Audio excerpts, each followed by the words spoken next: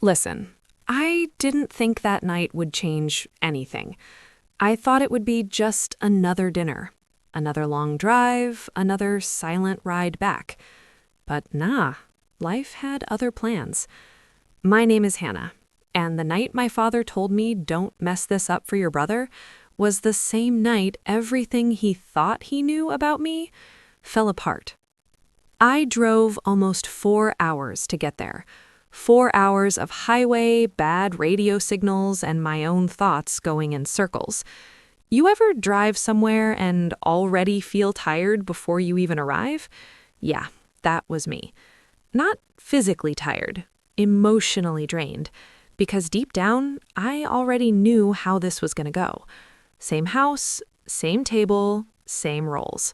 And me? Same invisible version of myself. I pulled into the driveway just before sunset. The porch light was already on, like always. Warm from the outside, cold as hell on the inside. I grabbed my bag, stepped out of the car, and before I could even ring the bell, the door opened. My dad. Didn't smile, didn't hug me, didn't even say you made it safe. He just looked at me. Straight, flat voice. Your brother's bringing someone tonight. Be normal. Don't start anything. That was it. No hi, no how are you. Just instructions. Like I wasn't his daughter, I was staff. I nodded, because what else do you do? You argue, it becomes you're too sensitive. You stay quiet, at least you keep the peace. So yeah, I stayed quiet, like always. I walked inside. Same smell, same furniture, same everything. Except something felt off, like the house was preparing for someone important. And spoiler alert, it wasn't me. I hadn't even taken my coat off yet when my mom called from the kitchen. Hannah, can you help set the table? Of course. Apron was already hanging on the hook, waiting for me. Like it knew I was coming, like it always knows. Now, let me explain something real quick. That apron, it's not just fabric. It's a role, a position, a label. That thing basically says, you don't sit, you serve. And I've been wearing it my whole life.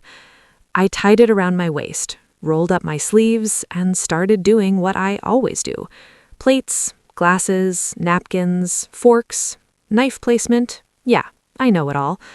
Funny thing is, nobody ever taught me. You just learn when you're the only one always doing it. My dad walked in while I was setting everything up. He glanced at the table and frowned slightly. Use the good plates. I paused. The good plates? We never use those. Not for birthdays, not for holidays, definitely not for me. So I asked, why? He said, Jason's girlfriend is coming. We want to make a good impression. And there it was, crystal clear. The message. She mattered more before she even walked in. And me? I'd been here my whole life. Still wasn't worth the gold-rimmed plates. I didn't argue, just switched them out. White porcelain, gold edges, fancy enough to impress a stranger, not important enough for a daughter. People started arriving. Laughter, voices, energy. The house came alive, but not for me. It never does. Jason walked in like he always does, confident, relaxed, like the room adjusts itself around him. My dad lit up instantly. They started talking. Work, promotions, numbers, big talk, proud talk. The kind of conversations I've never been part of, not once. I stood in the kitchen doorway, holding a spoon, watching, like background noise. Then Jason said, "She's here," and everything shifted. The door opened and she walked in. Claire. Simple, warm, real. Not fake nice, not trying too hard, just present. She smiled at everyone. Introductions happened. My dad shook her hand like she was a business deal. My mom hugged her like she'd known her forever. And I swear, within 30 seconds, she was already more seen than I'd ever been. Then Jason brought her toward me, toward the kitchen, toward the girl in the apron. She looked at me and everything stopped. Not the room, just something inside me. Because the way she looked at me, it wasn't normal. It wasn't polite. It wasn't that fake, nice to meet you look. No, it was recognition. Her eyes widened just slightly. Her smile softened, and I saw it, clear as day. She knew me. But here's the thing. I had never seen her, ever. She reached out her hand. "Hi, it's really nice to meet you." But her voice, different, quieter, like she was holding something back. I shook her hand, and she squeezed it just a little, but intentional, like she was saying something without words. And in that moment, for the first time in years, I didn't feel invisible. I didn't know why, I didn't know how, but I felt it. Something was off, something was coming, and for once, it wasn't going to be me staying quiet. Dinner started. Same routine, same roles. I served, refilled, passed dishes, stayed alert, stayed ready. Didn't sit properly, didn't relax, didn't exist. Until someone asked me, "So, Hannah, what do you do?" Simple question, normal question. I opened my mouth to answer. My dad jumped in. "Hannah does some kind of volunteer thing, helping kids or whatever." And just like that, gone. My entire life, reduced to whatever. Nobody reacted, nobody corrected him, nobody asked more. Conversation moved on, like it didn't matter, because to them, it didn't. But Claire? Nah, she didn't move on. I saw it. The way her jaw tightened, the way her hand froze on her fork, the way her eyes shifted slowly toward me. And right then, I knew. She wasn't just someone at this table. She was about to change everything. Claire didn't move on. Not like everyone else. Not like this family always does, pretending nothing just happened. She slowly put her fork down. You know that sound? That tiny clink of metal touching a plate?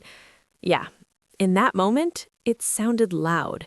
Too loud, like it cut through everything. The room quieted just a little, not fully, but enough. Enough for something real to finally step in. She looked at my dad, not angry, not loud, just steady. And honestly, that's what made it hit harder. "Can I ask something?" she said. Now, my dad, he wasn't used to being questioned, especially not at his own table, but he nodded anyway, confident, like he still thought he was in control of the narrative. Claire leaned forward slightly. "Do you actually know what Hannah does?" The room shifted. Subtle, but real. My dad gave a small chuckle, that dismissive one. "Oh, she helps kids. It's—" Claire cut him off. Not rudely, but firmly. "No," she said. "I mean, do you really know what she does?" Silence. Like real silence this time. The kind that makes people uncomfortable. The kind this family avoids at all costs. And then she said it. "I know her." My heart stopped. Actually stopped. Because suddenly, all those looks she gave me made sense. She turned toward me for just a second, soft eyes, then back to my dad. "My little sister, Lily." Her voice cracked a little, but she didn't stop. "She was in an accident last year. Severe spinal trauma. Doctors weren't sure she'd walk again. Nobody moved. Nobody even breathed. And Hannah," she looked straight at me now, "and Hannah was there, every single day. I felt my chest tighten. She sat on the floor with her. When Lily screamed, when she refused, when she gave up." Claire's voice shook. But Hannah didn't. I couldn't look up. I couldn't, because if I did, I was gonna break. She made games out of pain. She turned fear into tiny steps. She held her hand through every single setback. The room was dead silent now. "The day Lily walked again." Claire paused. took a breath, tried to steady herself. She didn't run to me. She didn't run to our mom. She pointed gently toward me. She walked to her. That was it. That was the moment. Everything I had buried, every late night, every silent drive home, every tear I never let fall, it all came crashing up at once, and I couldn't stop it anymore. Tears rolled down my face, quiet, but unstoppable. Claire turned back to my dad, and this time her voice changed. Not loud, but strong. You sat here and called that volunteer work. No one looked at him. No one defended him, because for the first time, there was nothing to defend. You talk about your son like he's your only achievement, she said, and your daughter like she's an afterthought.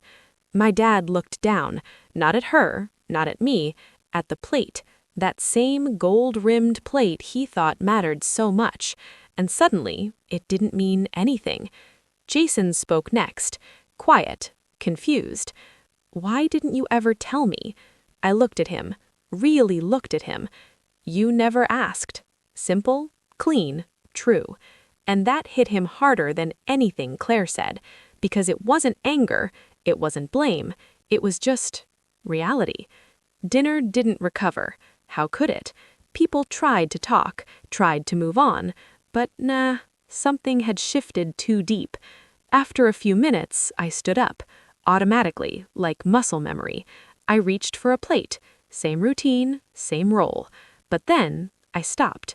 I looked at my hands, at the apron, at the table, at everything, and something inside me said, enough. So I untied the apron, slowly, folded it, and placed it right there on the table.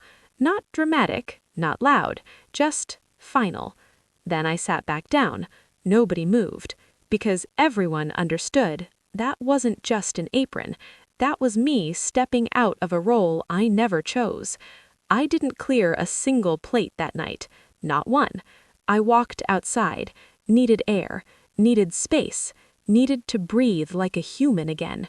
Claire joined me a minute later, sat beside me, quiet, respectful. I'm sorry if I overstepped, she said. I shook my head. No, you didn't. Because honestly, she didn't just speak up, she gave me something I didn't even realize I lost, my voice. Jason came out too, sat a little distance away, like he wasn't sure where he stood anymore. I didn't know, he said again, and this time I believed him, but belief doesn't erase absence. I didn't know, I said, but you also didn't care to know. He nodded. Didn't argue, didn't defend himself, and for the first time in our lives, we sat in truth. No pretending, no roles, no fake balance, just real. I left that night around 10. My mom hugged me, tighter than usual, longer than usual. She didn't say anything, but her silence felt different. My dad? He stood by the door, like always, but this time he looked smaller, like something cracked inside him too. He said, "Drive safe." That's it, but his voice, it wasn't the same. It carried something he didn't know how to say yet. Weeks passed, then one day I got a message from him. Claire told me about Lily. That's all. No apology, no explanation, just Lily's name. And you know what? That mattered, because for the first time, he acknowledged something real about me. Not fully, not perfectly, but it was a start. A few weeks later, I visited Claire, and Lily, she saw me and walked toward me, on her own, slow steps, shaky, but strong. And when she reached me, she hugged me like I was home. And in that moment, everything made sense. Not every family sees you, not every table has a seat for you, but somewhere, someone does, and sometimes that someone changes your whole world. So let me ask you, have you ever been invisible in a room full of people? And who was the one person who actually saw you? Drop their name in the comments. They deserve that. And if this story hit you in the chest, if you felt even one part of it, hit that subscribe button, because stories like this, they're not just stories, they're reminders that you matter, even when the people who should see you don't.